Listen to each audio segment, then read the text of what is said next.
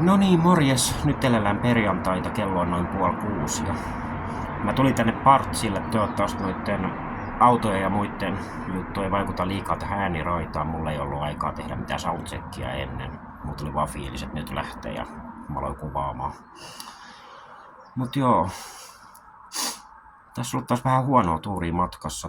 Lauantaina mä kävin tuolla Skidiparkissa ihan selvinpäin luonnollisestikin. Ja Skidiparkki on siis semmonen Ideaparkin yhteydessä oleva viihdekeskus, nimellä taitaa kulkea. Ja sitten mua yllytettiin kokeilemaan siellä trampoliinia ja mullahan ei oo mitään kokemusta. Tai käytännössä yhtään kokemusta mistään trampoliinista. Päätin kuitenkin testata, mä ajattelin, että kerranko sitä selvinpäin repäsee. Sitten jotenkin siinä hyppiessä niin meikäläisen koordinaatio petti. Mä lensin siihen sivulle. Ja mun jalka meni jotenkin niin kuin vinoon, tai nilkka siis. Ja sit siellä kuului ihan hirveä rusahdus. Ja sen jälkeen mun suusta tuli hirveä kiroilutulva ja lauantai-illan mä sitten ton jalan kanssa vetelin sillain normaalisti, tai en todellakaan normaalisti, koska siihen sattui niin saatanasti. Mut kävelin kuitenkin sillain hitaasti lauantai-illan ja sunnuntai siis. Ja maanantaina menin sitten käymään Lempäälän terveyskeskuksessa, missä se jalka kuvattiin. Ja sitten selvisi, että murtumahan siellä on. Et se on tossa niinku nilkan ulkopuolella olevassa pyöreässä luussa. Ja tuo murtuma on semmonen, että se on jotenkin semmoisessa linjassa, että se on niinku todella harvinainen. Todella harvinainen ja no, totta kai kipsattavaksi sitten meikäläinen lähti ja näyttää nyt tältä tää meikäläisen koipi. Ja sit mä sain tämmöset saatanan sauvat mukaan, millä oli ihan vitun vaikea liikkua aluksi ja näin edespäin. Kyllä mä siihenkin sitten totuin pikkuhiljaa ja mä ajattelin, että kivutkin alkoi vähenee. Mä ajattelin, että kyllä tää lähtee tässä paranee. Mä saan kipsin pois sitten ensi kuun alussa, 1.6. Ja eilen tuli sitten ilmoitus, että tuo lääkäri oli näyttänyt ortopedille uudestaan noit mun jalkakuvia. Ja sitten sanottiin, että kyllä tuo leikkausta vaatii. Ja toi on semmonen vamma, mikä yleensä pitäisi kipsaushoidolla mennä. Se on erittäin harvinaista, että siihen tarvitaan mitään leikkausta. Mutta mä nyt ilmeisesti kuulun sitten johonkin vähemmistöön. Ainakin mitä näihin tapaturmiin tulee. Ja nyt mä sitten odottelen tämän viikonlopun aikana soittoa siltä ortopedilta. Että vähän lisää tietoja. Ja leikkausaika on maanantaina ja mä jännittää ihan vitusti, koska mulla ei ole mitään kokemusta mistään leikkauksista aiemmin. Et saa nähdä mitä tapahtuu. Ensi viikon sunnuntai pitäisi olla treenitkin, mulla on junaliput jo valmiina. Ne maksoi yli 30. Todellakin toivon, että mä jotenkin pääsisin sinne sitten. Et saa nähdä mitä tapahtuu.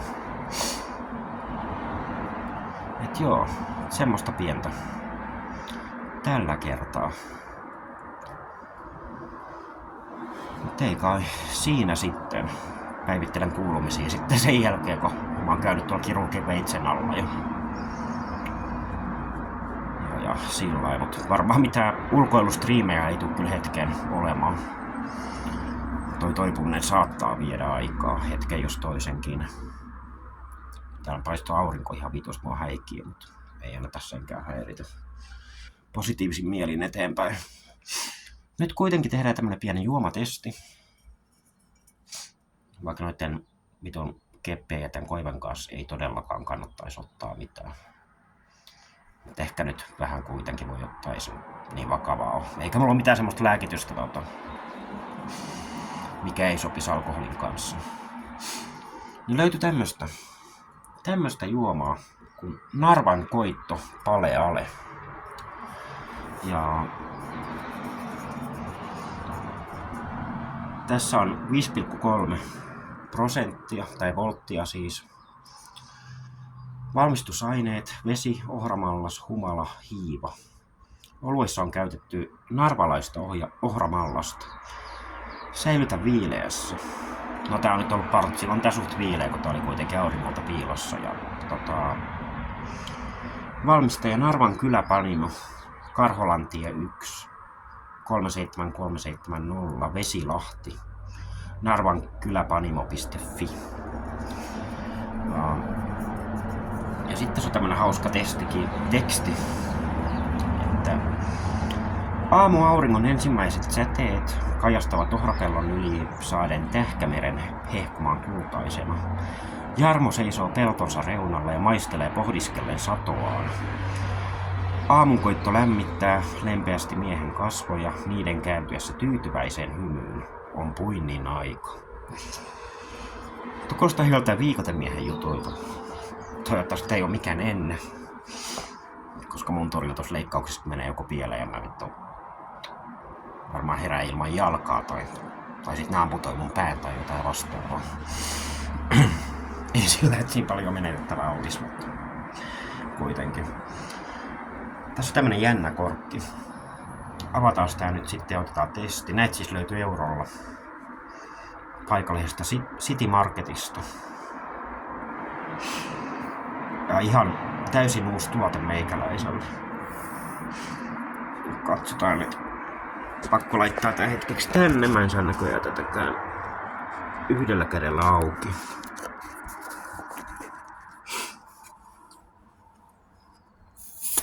Noin. Oho. Kuohuu. Voi vittu.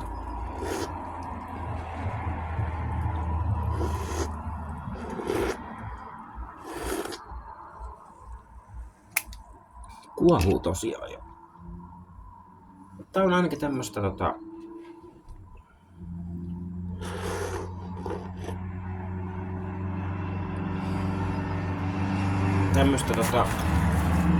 vaahtoavaa olutta. Niin kuin näette, tätä vaan tulee ja tulee. Hyi vittu, toi näytti ällöttävältä. Koska tää loppuu? Onko tässä mitään muuta kuin vaahtoa? Ei kai siinä muuta. Pakko ottaa pian hajutesti ennen kuin tää vaahto hyökkää mun kimppuun. Mä todellakaan haluan minkään vaahtokylpyyn nyt tässä vaiheessa.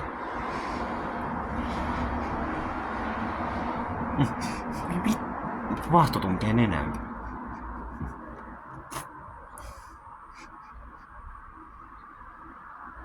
Tuoksuu aika mierolta itse asiassa tää sillä lailla. Tää saattaa olla jopa ihan hyvää perusolutta. Erittäin vaahtoa vaan kyllä.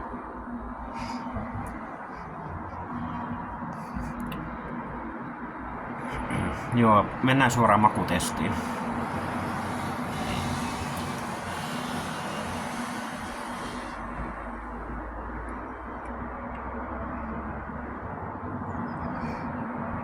Tää on niinku 5,3, mutta tää on todella helposti juotavaa olutta. Tai sellaista niinku, että tää ei oo semmonen erikoisolut, että tää olisi niinku pilattu millään tyhmillä hedelmäjutuilla tai idioottimaisilla aromeilla. Tää on erittäin juotavaa, erittäin hyvää. Mä tykkään oikeesti. Tää vaahtoaminen niin sais pikkuhiljaa loppua. Tää alkaa ahistaa mun. Kattokaa mikä helvetin lumiukko tähän alkaa nousemaan.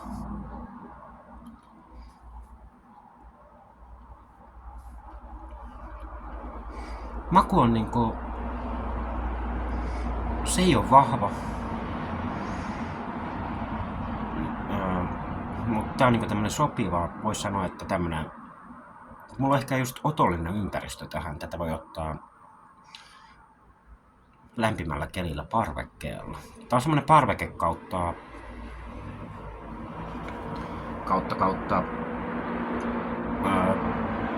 mikä se oli? Ulkoiluolut, puistoolut, vois sanoa näin.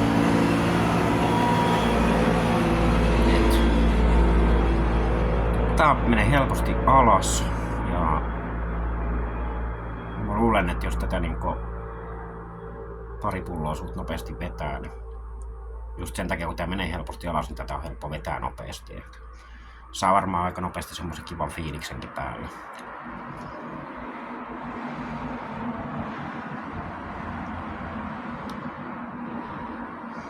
Nyt tästä alkaa joku pieni aromi tulemaan, mutta sekään ei ole paha. Ja nyt toi vaahtoaminen loppu viimeinkin. Tää oli positiivinen yllätys. Eikä todellakaan niinku hinnalla pilattu. Tää taisi kyllä nyt olla alennuksessa, mutta joka tapauksessa niin tällä kertaa niin lompakkoystävällinen olut ja voisin kyllä lähteä suosittelemaan, ellei halua mitään niinku, jos haluaa semmoista perusolutta, missä periaatteessa ei ole mitään ylimääräistä, mutta se maistuu silti hyvältä, niin mä voisin lähteä suosittelemaan kyllä Narvan koittoa ehdottomasti.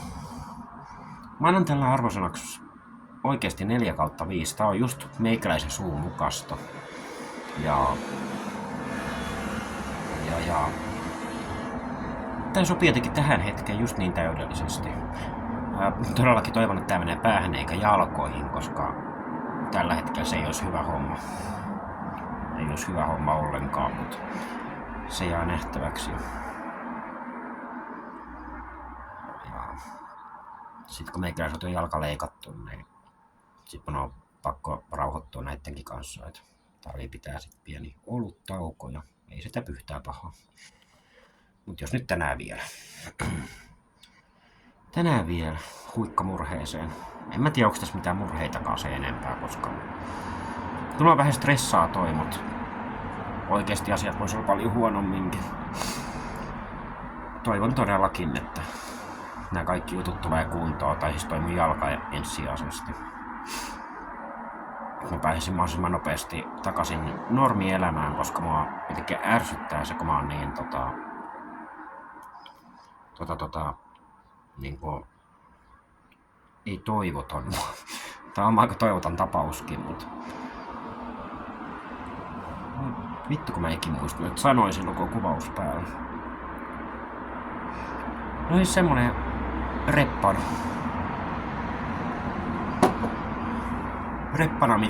mikä ei pysty hoitamaan kaikkia omia hommiaan, tai on se kaikkia omia osiaan, esimerkiksi kotitöistä tai muista. Eiköhän nääkin hommat sitten tästä jossain kohtaa lähdettäis rullaamaan ja pääsee sitten normielämään takaisin. Mutta eipä tässä nyt kai sen ihmeellisempää pölinää ole tähän väliin, niin toivotan kaikille hyvät viikonloput ja palaillaan asiaan taas jossain kohtaa. Tällä hetkellä mitään isompia bändikuulumisia ei ole kertoa, mutta mä luulen, että niitäkin sit tulee tässä näin jatkossa. Mutta ei muuta. Hyvät viikonloput kaikille. Mä jatkan täällä, jatkakaa te siellä. Terve ja heipä hei.